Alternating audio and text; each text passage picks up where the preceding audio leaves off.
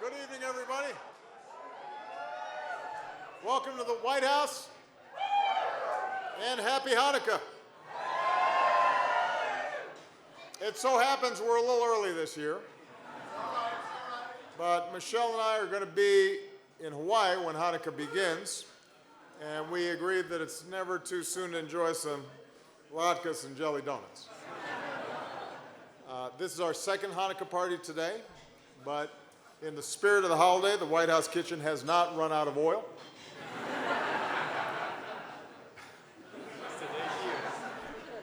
Dad jokes for every occasion.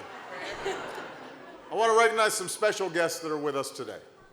There are a number of members of Congress here who obviously are so supportive of the values that are represented by this holiday and extraordinarily strong friends of Israel.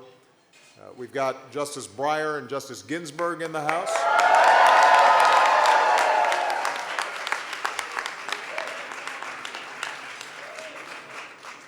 We've got one of the country's finest jurists who I happen to have nominated to the Supreme Court and who's going to continue to serve our country with distinction as the Chief Judge on the D.C. Circuit.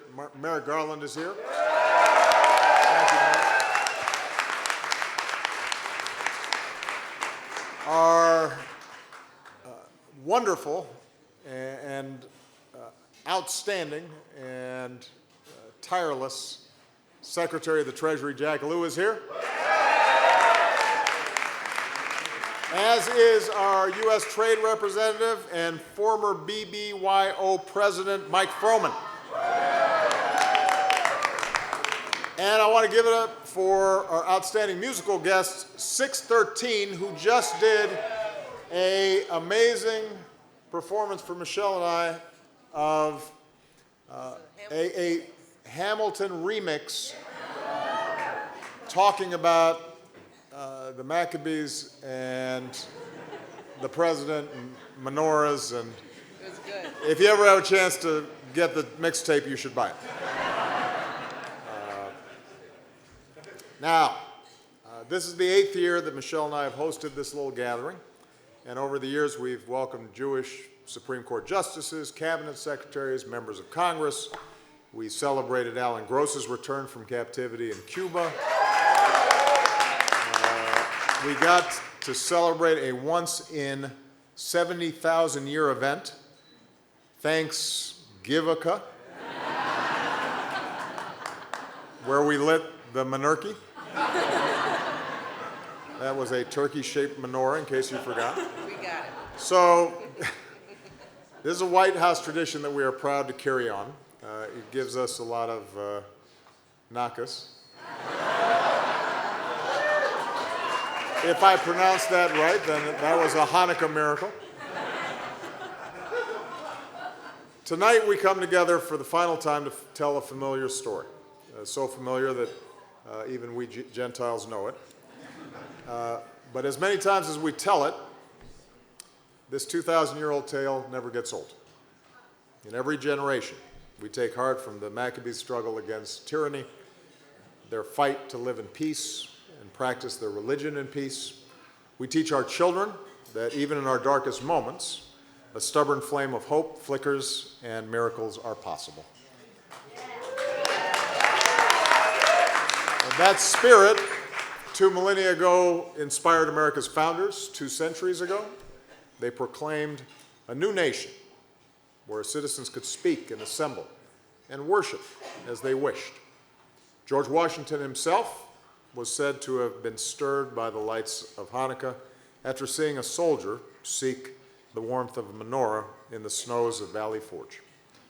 And years later, Washington wrote that timeless letter we have on display today in the White House. I hope you saw it when you walked in. Washington assured the Jews of Newport, Rhode Island, that the United States gives to bigotry no sanction, to persecution no assistance. He went on to write that all that is required of those who live under the nation's protection is that they be good citizens. It's easy sometimes to take these fundamental freedoms for granted. but they too are miraculous. They too have to be nurtured and safeguarded. And it's in defense of these ideals, precisely because the Jewish people have known oppression, that throughout our history, this community has been at the forefront of every fight for freedom. It's why Jews marched in Selma, why they mobilized after Stonewall, why synagogues have opened their doors to refugees, why Jewish leaders have spoken out against all forms of hatred. And in my last months in office, I want to thank you for all your courage and your conviction and your outspokenness.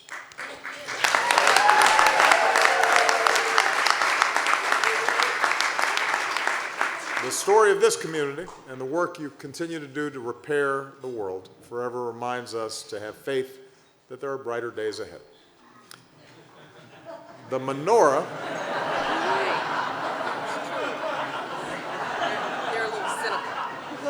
No, they're not cynical. The menorah we light today is a testament to such resilient optimism. It belonged to Rena and Joseph Walden, a young Polish couple who acquired it in the early 1900s. When the Second World War came, the Waldens fled to France and took shelter on a farm. And they hid their Jewishness, including their magnificent menorah, entrusting it to a courageous neighbor. But one Hanukkah, they retrieved their menorah and lit it behind locked doors and covered windows.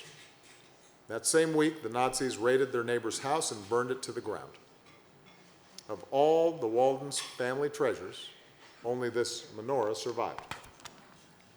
A few years later, the Waldens moved to Israel, where their son, Raphael, met a young woman named Ziva Perez, the only daughter of one of Israel's founding fathers and greatest statesmen. And I had the honor to go to Jerusalem earlier this year to bid farewell to my dear friend Shimon Peres and reaffirm the commitment of the United States to the state of Israel. We could not be more honored to have Shimon's son, Chemi, his grandson, Guy, and his granddaughter, Mika, here with us tonight.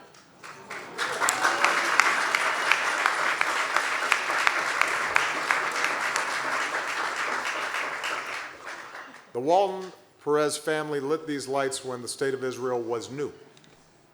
They've blazed it in the months after the Yom Kippur War and the Camp David Accords.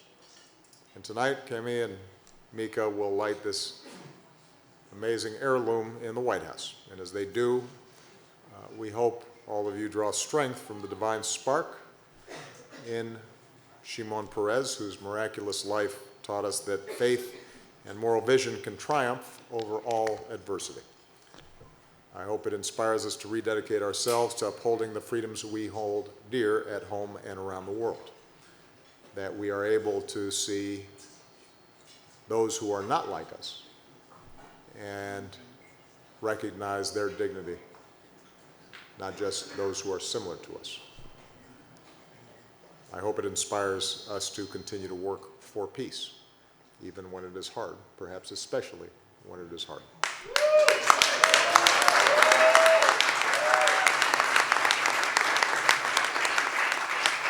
And as Washington wrote to the Jews of Newport more than 200 years ago, may the Father of all mercies scatter light and not darkness in our paths.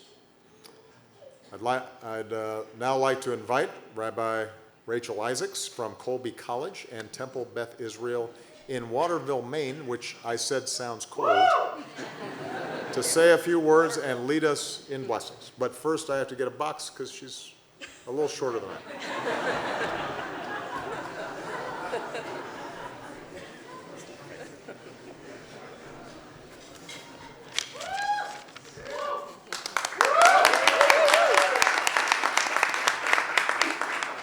Thank you, Mr. President. Now everyone can see me. Thank you, Mrs. Obama. It is such an honor to be here today to teach, to bless, and to represent Waterville, Maine in the White House. Yeah. You should come. There's one you guy should come. from Waterville. Yes. There he is. Do you recognize him? No. A blessing. Adam Harishon, the first human, stood shivering in the dark, frigid expanse. The days were becoming shorter, dimmer, colder, in a way he had never experienced before. And he wondered, is this what the world will always be like?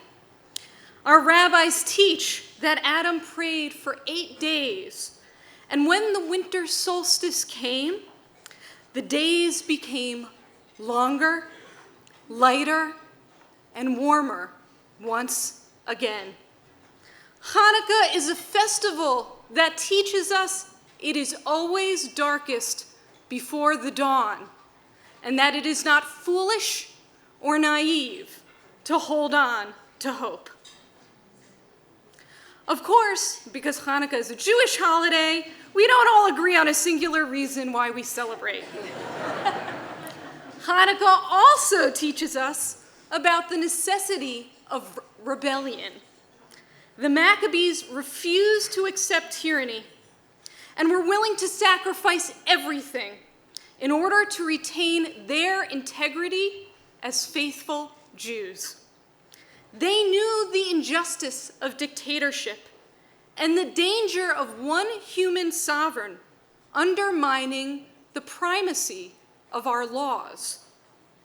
As Jews, our faith is rooted in a legal system based on the foundational belief that all human beings are created equal and created equally in the divine image.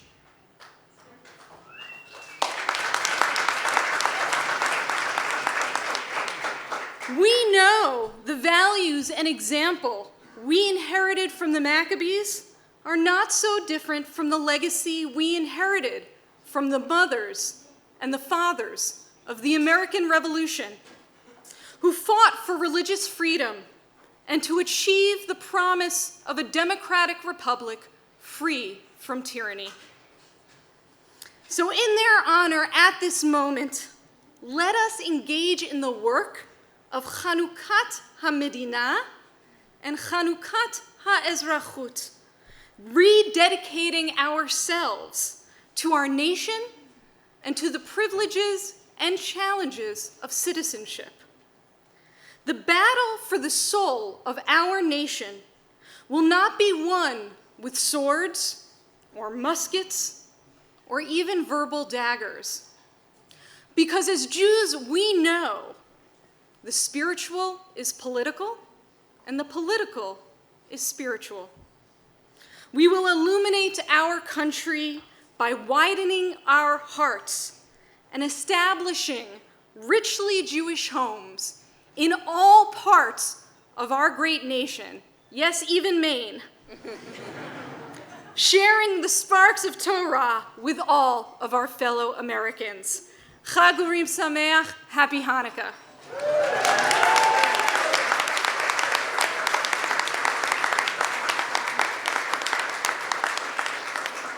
And now for the candle lighting. Since we are celebrating Hanukkah before Hanukkah actually begins, please join me in the candle blessing using the terms Hashem and Elokeinu in the place of the traditional utterances of God's names. We're going to recite the first blessing.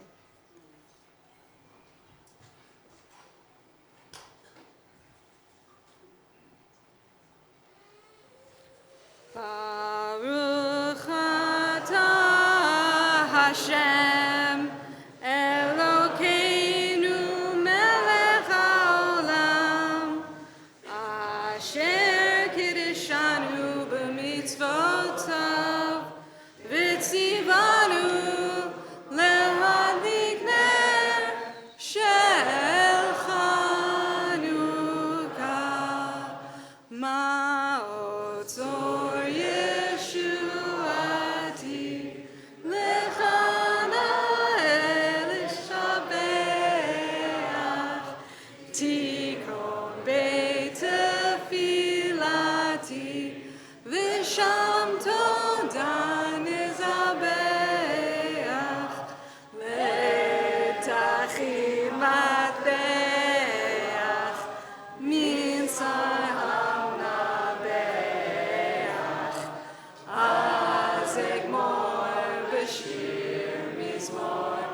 Hanukkah tamizbeach,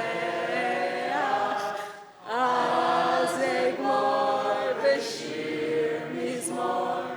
Hanukkah tamizbeach.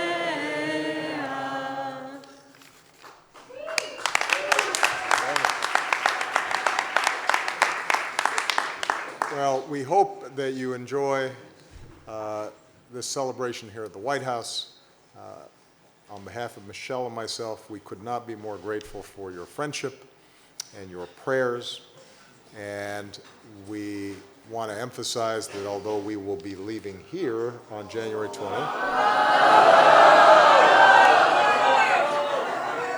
we will meet you on the other side.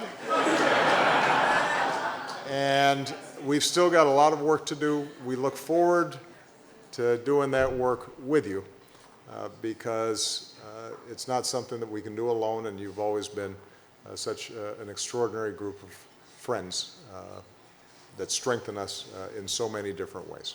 I should also note that your singing was outstanding. I think this was an exceptional group of voices here.